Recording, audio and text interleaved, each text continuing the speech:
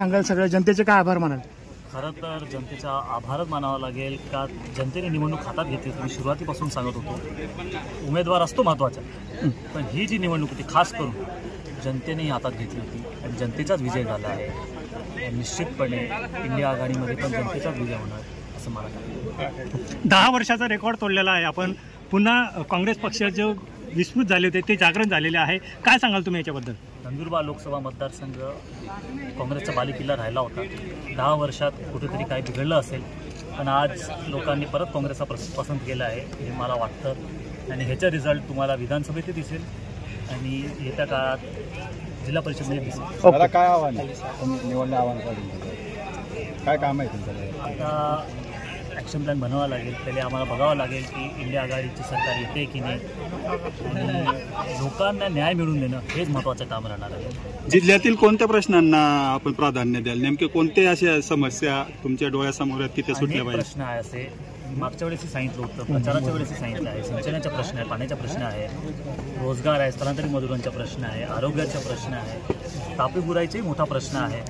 आणि निश्चितपणे हे सर्व मुद्दे घेऊन आम्ही जसं ह्या सॉल्व्ह करता येईल प्रयत्न करू असं मला. तुमच्या विजयामध्ये चंद्रकांत रघुवंशींचा वाटा आहे का? मी दुसऱ्या पक्षाचं काय बोलू शकत नाही, पण निश्चितपणे जेव्हा प्रचार करत होतो लोकांनी जो सहभाग दिला म्हणजे जे जुळत गेले निश्चितपणे त्या सर्वांची मदत झाली आहे, आशीर्वादही भेटला आहे. कोणत्या मित्रपक्षांच्या? महाविकास आघाडीचेही होतं, संघटनाचेही होते आणि निश्चितपणे जे लोक जुळत गेले त्यांचाही फायदा झाला. ओके.